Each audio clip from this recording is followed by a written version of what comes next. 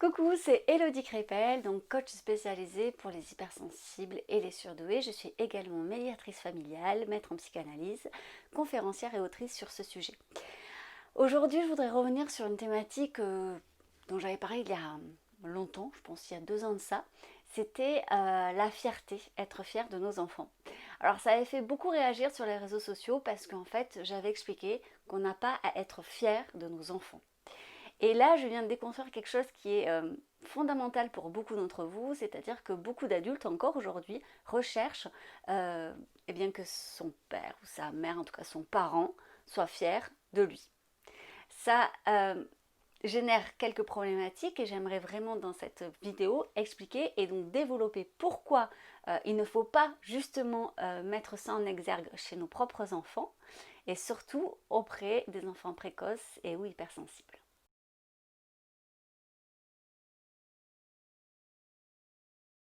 Alors en effet, on l'entend souvent et c'est presque du langage commun, on entend régulièrement la phrase « je suis fier de toi ». Donc ça voudrait dire que le sentiment de fierté provient de moi, mais c'est vis-à-vis de quelqu'un d'autre. Et c'est là toute la problématique, parce qu'en fait on va rendre dépendant l'autre de notre propre regard, de notre propre finalement subjectivité et de nos propres valeurs. C'est-à-dire que quand je dis à quelqu'un je suis fier de toi, ça veut dire que selon mon prisme, selon ma vision des choses, eh bien ce que toi tu as fait, cela me convient. Alors, ce n'est pas négatif en soi, mais lorsqu'on s'intéresse à la parentalité, alors je dis bienveillante, mais je sais que ce terme peut être très galvaudé et que certains préfèrent respectueux, conscient, positif, bon voilà.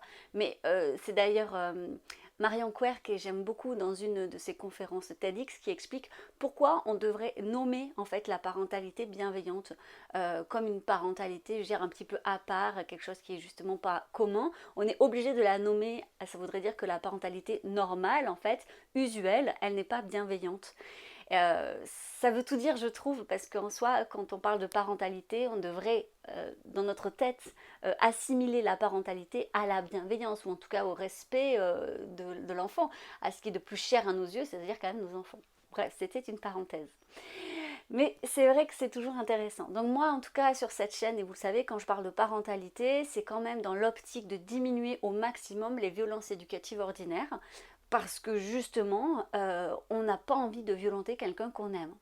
Et non, on ne peut pas violenter quelqu'un pour son bien. Ce n'est juste pas possible, hein. C'est soit pour notre confort personnel, parce qu'on n'a pas envie de remettre en question certaines choses que l'on a soi-même vécues enfant, soit parce que justement on n'a pas réussi à déconstruire, on n'est pas conscient encore de tout ce qu'il y a à déconstruire dans notre parentalité. Et c'est normal, dans le sens où de toute façon, personne n'est parfait, aucun parent n'est parfait, des VO, nous en faisons tous, mais le but étant quand même de les diminuer, de se réinterroger. Et j'ai envie de dire, c'est un travail magnifique et c'est un travail normal qu'on devrait faire pour nos enfants, qui sont encore une fois, je pense, les personnes les plus importantes pour nous, parce que sinon, pourquoi on ferait des enfants? Donc oui, alors il y aura toujours les personnes qui vont me dire oui, tu sais, Elodie, ne sois pas naïve, il y a forcément des gens qui font des enfants pour telle ou telle raison, tout ça. Ok, on va pas rentrer voilà, dans ces spécificités, bien que de toute façon on ne fait jamais des enfants par pure générosité. Au départ, c'est un acte quand même très égoïste, c'est-à-dire qu'on a envie d'avoir un enfant. L'enfant ne lui demande pas son avis. Après, une fois qu'il est là, eh bien, on est censé, je dis bien on est censé, comprendre que l'enfant ne nous appartient pas. Et c'est là où je veux en venir, tu vas vite comprendre. C'est-à-dire comme il ne nous appartient pas, c'est une personne à part entière avec sa propre personnalité. Et si vous êtes à l'écoute de toute façon de vos enfants, vous verrez que même dès le plus jeune âge, dès la naissance ou même avant, pendant la grossesse, chaque enfant est différent. Si vous avez eu la possibilité d'avoir plusieurs enfants, ou même autour de vous, je pense qu'on peut observer, chaque enfant est vraiment différent, a ses propres particularités. Et donc on voit bien que ce sont des personnes à part entière. Donc même dans une même fratrie, là où il y a, on va dire, les mêmes parents, a priori, euh, peut-être la même éducation, même si effectivement on ne peut pas garantir que ça soit exactement la même chose, parce que l'enfant arrive avec son histoire à un moment donné dans le couple, là où on en est aussi en tant que parent, ça peut évoluer, sa place à fratrie, tout ça, on est d'accord. Mais en attendant, on voit bien quand même que chaque enfant a sa propre personnalité. Donc l'enfant ne nous appartient pas. Donc il a aussi sa propre subjectivité et il a le droit, et c'est très bien comme ça, d'avoir une vision différente de la nôtre. Alors l'enfant, dès le plus jeune âge, il est totalement dépendant de notre regard. De toute façon, il est dépendant tout court pour survivre. Et ça, eh bien, j'ai envie de dire, on le voit bien. C'est-à-dire qu'un enfant, même si on lui donne les premiers soins, rappelez-vous les expériences qui ont été menées, et je prends d'expérience dans le sens où on a fait des expérimentations, non pas des expériences en soi, et on a relevé plutôt des observations malheureusement sur certains orphelinats, ou même si on nourrissait, on changeait les enfants, bref, on faisait, on va dire, peut-être les gestes basique pour s'occuper d'un enfant, il y avait un taux de mortalité très élevé malheureusement parce que justement un enfant c'est pas un tube qu'on nourrit, qu'on change et puis voilà. Il a besoin d'amour, il a besoin d'affection, il a besoin de sécurité affective pour bien se développer. Sinon oui, il peut se laisser mourir. Donc un enfant, c'est complexe, c'est forcément un être humain à part entière qui a tout le droit du respect de son identité. Alors pourquoi effectivement dire je suis fière de toi, ça ne rentre pas dans cette bienveillance-là, c'est tout simplement parce qu'en fait on projette sur son enfant un désir personnel, déjà.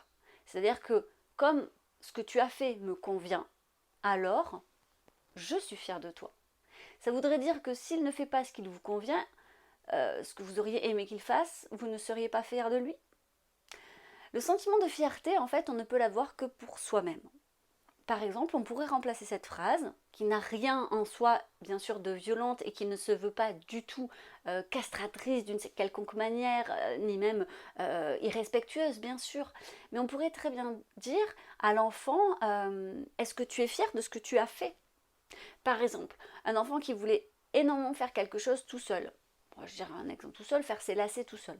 C'était compliqué, il a essayé une fois, deux fois, trois fois, 10 fois.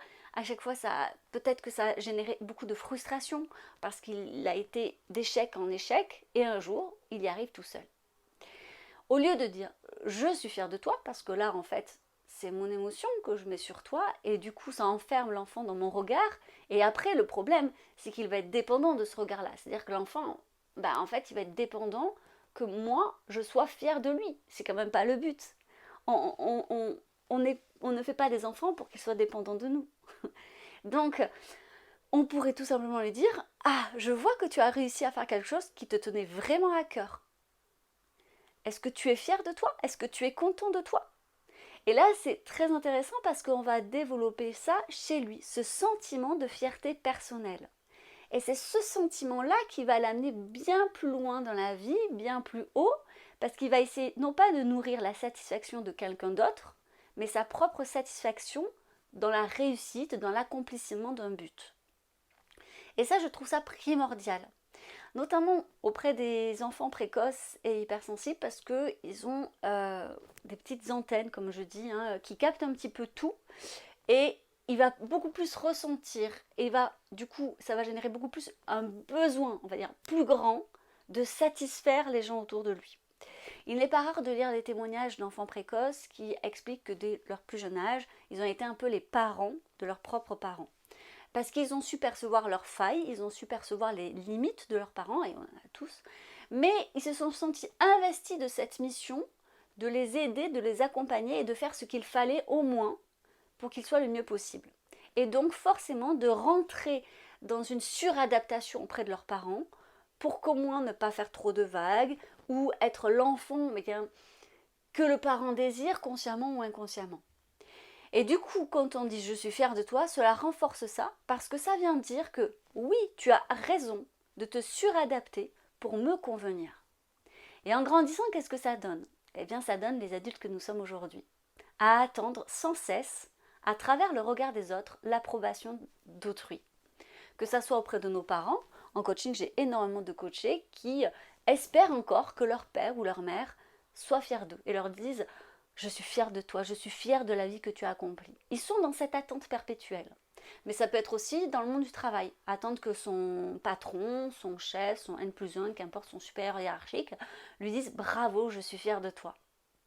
Vous vous rendez compte à quel point c'est enfermant? Je veux dire, vous êtes peut-être, je pense de toute façon aujourd'hui assez grand pour savoir de quoi vous pouvez vous être fier ou non. Au contraire, j'ai envie de dire que les personnes surdouées ou hypersensibles ont cette véracité dans le regard sur leur propre vie et sur leurs propres compétences. Ils voient énormément leurs limites en fait. D'ailleurs, ils ne font que voir leurs limites parfois, ce qui leur fait perdre confiance en eux. Si on rajoute en plus de ça le regard de l'autre, eh bien en fait on ne peut pas gagner en confiance en soi parce qu'on est toujours dépendant du regard de l'autre et on sait très bien que ça c'est subjectif. C'est-à-dire que ce que vous allez faire va convenir à quelqu'un et ne va pas convenir à quelqu'un d'autre. Par exemple cette vidéo, il y en a qui vont l'aimer, il y en a qui ne vont pas l'aimer. Clairement, on le sait, je pense que tout le monde est conscient qu'on ne peut pas plaire à tout le monde. Alors à quoi bon chercher l'approbation de quelqu'un d'autre? Alors là vous allez me dire, on ne cherche pas l'approbation de tout le monde, on va chercher l'approbation de quelqu'un qu'on admire. Là aussi ça pose problème. Admirer, on ne peut pas admirer quelqu'un, on peut admirer certaines de ses caractéristiques, mais on ne peut pas admirer une personne dans sa globalité, parce qu'en fait on a tous nos failles, on a tous nos limites. Et si vous essayez d'admirer quelqu'un pour dans son entièreté, en fait, ça pose la question d'un point de vue psychanalytique de qu'est-ce que vous pouvez aimer chez vous. Parce que dans ces cas-là, c'est comme si vous admettiez pas que l'autre aussi a des failles. Donc ça veut dire que vous êtes encore vous en recherche de perfection. Je ne sais pas si vous voyez le lien. Donc voilà, cette vidéo est assez longue je pense, mais il me semblait primordial effectivement d'expliquer cette notion que j'avais vite fait amener il y a quelques années et qui avait fait beaucoup parler d'elle. Et je trouvais nécessaire en fait de remettre finalement l'enfant à sa juste place, c'est-à-dire pas du tout un réservoir sur lequel nous on déverse nos besoins, nos rêves, nos envies en fait, tout simplement de parents. On n'a pas à être fier de nos enfants. Il faut peut-être justement réinterroger ça et se dire ok, je ne vais pas vivre à travers mon enfant. Je vais peut-être faire des choses dont moi-même je suis fière sans attendre que quelqu'un me le dise en fait. Et apprendre ça justement à mon enfant, ça lui évitera peut-être quelques années de thérapie, et lui faire comprendre que moi je l'aime pour tout ce qu'il est en fait, qu'importe ce qu'il va faire, parce que l'amour que je lui porte de toute façon, il est nos limites, il n'est pas conditionné, et je n'ai pas moi à apporter une quelconque fierté sur ce qu'il fait. Par contre, je peux lui montrer par l'exemple déjà parfois comment moi je suis fière de moi, de me transcender, de dépasser mes limites, d'aller hors de ma zone de confort. Comment je fais face à mes propres émotions, à ma propre frustration de ne pas parfois toujours y arriver et que c'est ok. Comment moi je fais face à l'échec, que ça ne remet pas totalement en question toute ma personnalité. Je m'auto-flagelle pas, je me dis pas que je suis nulle, voilà. Je n'ai pas réussi cette fois-ci, ça ne veut pas dire que je ne réussirai pas. Bref, c'est toujours par l'exemple comme ça qu'on peut transmettre à nos enfants. Et encore une fois, je vous le redis, mais les enfants précoces et ou hypersensibles sont justement très réceptifs à ça, c'est-à-dire qu'ils sont très observateurs sur notre façon de réagir. Donc, quand ils ont une réaction qui vous paraît disproportionnée, demandez-vous si elle n'est pas prise de quelqu'un, de son entourage. Et ensuite, eh bien, on peut aussi leur transmettre ce goût d'être satisfait par soi-même de ce qu'on a fait. Parce que ça lui évitera plus tard d'être toujours en attente que quelqu'un valide ce qu'il fait, tout simplement. Si tu veux aller plus loin pour travailler ta confiance en toi ou pour travailler et comprendre l'hypersensibilité, je te mets tout en barre d'infos puisque j'ai fait un atelier complet sur l'hypersensibilité pour comprendre ce qu'est l'hypersensibilité, mais sur ce qu'elle n'est pas aussi, hein, bien sûr, parce qu'il y a beaucoup de préjugés sur l'hypersensibilité. Également, toute une panoplie d'outils pour faire de l'hypersensibilité une véritable force et non pas comme un handicap, parce que ce n'est pas un handicap, c'est une caractéristique, l'hypersensibilité. Et pour travailler ta confiance en toi, eh bien, c'est sur plusieurs semaines avec des exercices, bien sûr, de psychologie, de psychanalyse, de PNL, bref, de tout ce quoi je me suis formée. Ça peut t'aider effectivement à comprendre pourquoi tu es toujours en attente du regard des autres, pourquoi tu es encore dépendant de cette fierté qui viendrait de l'extérieur, et donc aussi réparer peut-être l'enfant blessé qu'il y a à l'intérieur de toi. Sur ce, je te souhaite une jolie journée et puis à la prochaine.